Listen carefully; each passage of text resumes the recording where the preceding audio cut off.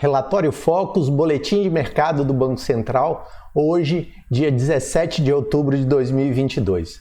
Nós vamos dar uma olhada nesse vídeo, como é que foram os dados do Relatório Focus que a gente acompanha aqui semanalmente. Então, se você é novo no canal e não tem inscrição, inscreva-se e marque o sininho de notificações. E deixa aí o seu comentário, se você concorda ou se você discorda com as projeções do mercado, faça aí sua previsão para a Selic ou então deixe seu bom dia, boa tarde, boa noite para contribuir com o canal, tá bom? Então vamos lá aos dados. Os dados dessa semana foram os seguintes.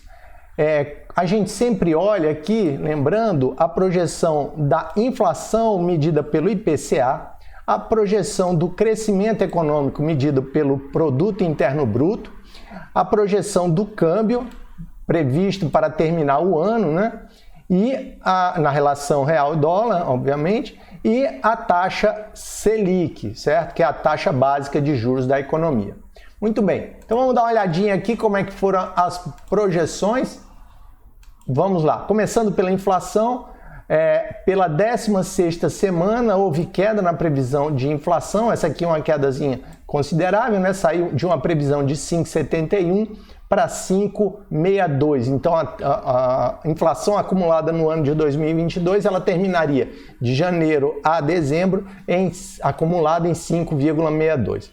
O Produto Interno Bruto teve uma pequenininha alta aqui, né? Estava previsto na semana passada 2,70, subiu para 2,71. Então, o Produto Interno Bruto cresceria 2,71 e já a gente vai dar uma olhadinha rapidamente no indicador do Banco Central que aponta alguns números, uma prévia do Produto Interno Bruto, né? Então, foi pela primeira semana que aumentou. Aqui, o câmbio foi mantido, está mantido há 12 semanas, a 5,20 e a taxa Selic a 3,75, mantida há 17 semanas.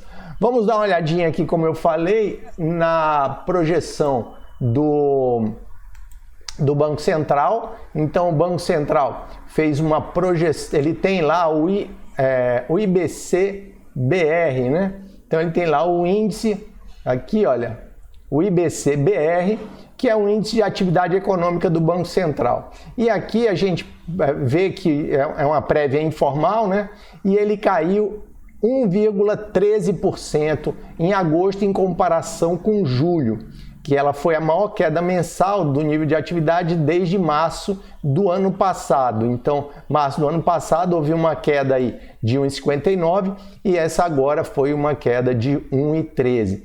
Mas mesmo assim, se a gente olhar aqui, ó, em 12 meses, o indicador subiu 2,08. Então seria um crescimento de agosto a agosto desse ano de 2,08 do Produto Interno Bruto.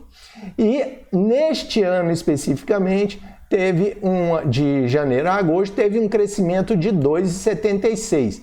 Isso aqui é uma taxa bem elevada. Se a gente comparar com os números que estão previstos ali no relatório Focus, se isso aqui continuasse com crescimento, se não houver nenhum decrescimento do Produto Interno Bruto, a projeção para esse ano seria uma projeção bem forte. Mas vamos voltar aqui para os dados aqui do relatório Focus, né? E vamos dar uma olhada no ano que vem. Mas por que, Beto, que eu vou olhar isso aqui no ano que vem? Porque as previsões de investimentos, elas têm que levar em conta horizontes de longo prazo. Lembrando, isso aqui são apenas previsões, mas elas orientam as decisões de curto prazo. Então, se você vai tomar uma decisão de curto prazo, é importante que você olhe para o futuro, inclusive para entender se a taxa que você está contratando no momento faz o mínimo sentido de ser aquela que está sendo oferecida, né? Então faz sentido você contratar a taxa que está sendo oferecida? Vamos dar uma olhada no que eu tenho à disposição, e que você tem à disposição seria uma informação dessa natureza, obviamente com o seu próprio julgamento. Então vamos lá.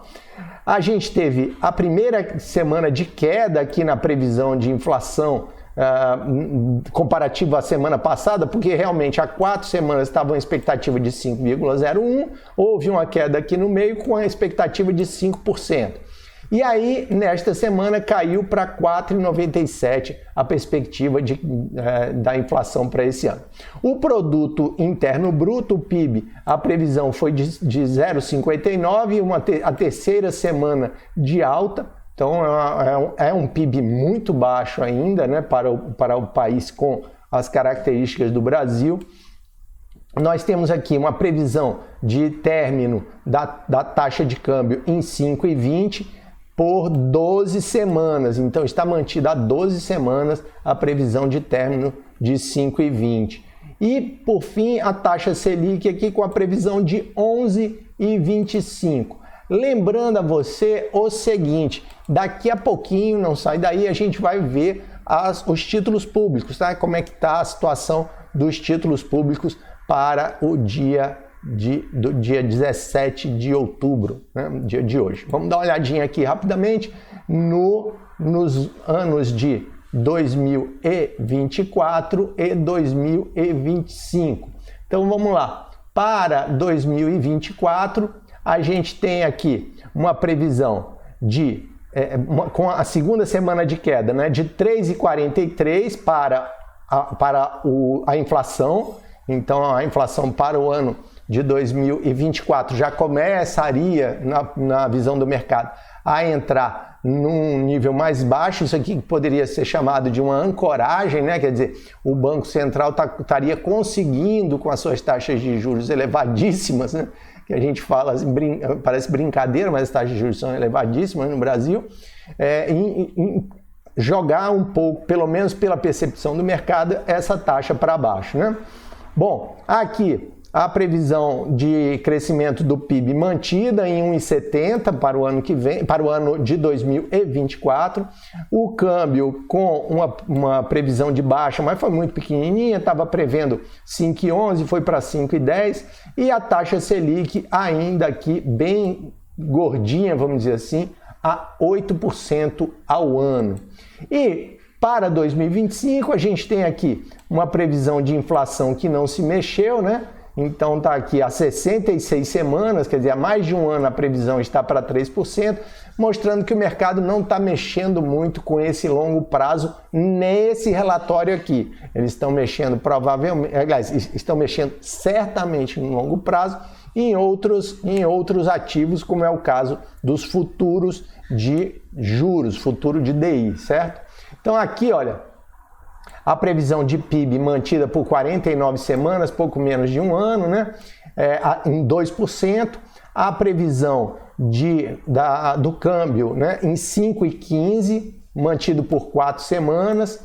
E a previsão da Selic, 7,75. Veja que há um mês ela estava ou 4 semanas, ela estava em 7,50 e deu uma subida. E essa subida está mantida aí por 2 semanas. Lembrando agora que a gente vai dar uma olhadinha, antes de ver a questão dos títulos públicos, a gente vai dar uma olhada no Wall Street Journal, certo? Para a gente ver basicamente qual é a grande história aqui. E você tem 2 pontos, né, acontecendo no dia de hoje, que seria essa questão da questão do aumento, né, da taxa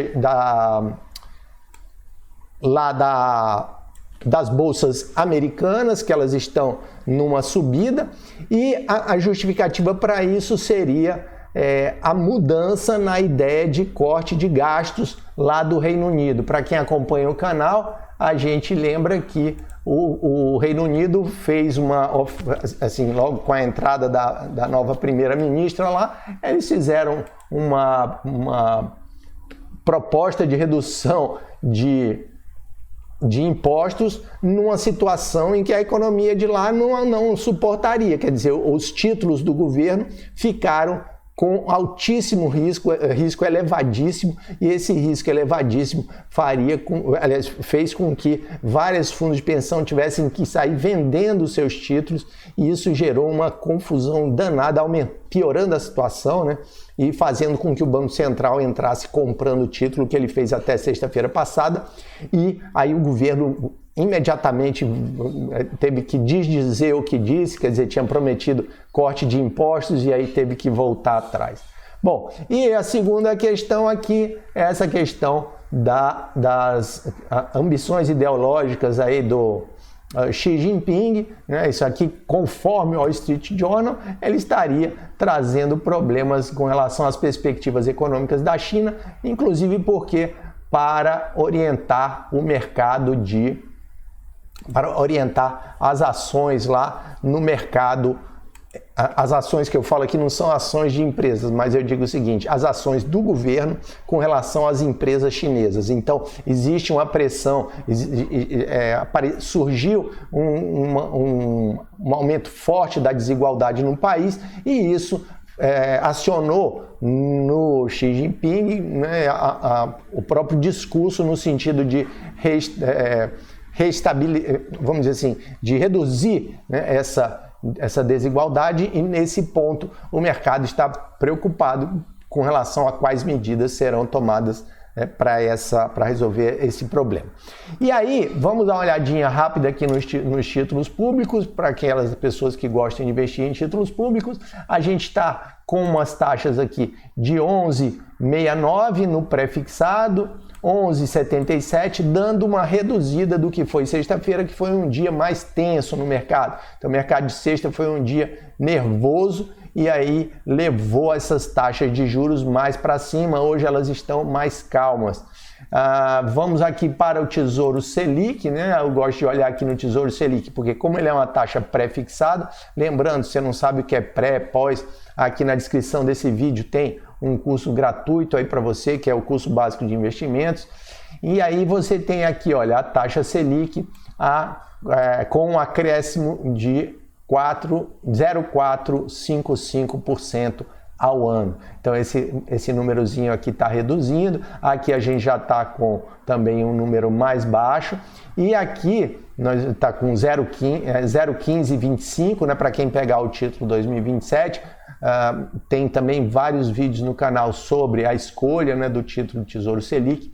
E as taxas de títulos indexados à inflação, Tesouro IPCA, elas estão aí no patamar já mais moderado, embora ainda muito perto dos 6%, tá certo? Aqui a gente tem mais ou menos, a gente tem 5,56 e 5,76, tá certo? Para os títulos mais longos, 5,56 para o título 2026 e 5,76 para o título 2035 e para o título 2045, mantendo aquela coisa que a gente chama que é uma certa distorção aí na curva de juros, onde você, numa situação na qual você tem juros cobrados por um período menor com taxa igual àquelas cobradas por um período maior, o que tem uma certa incoerência nisso aí.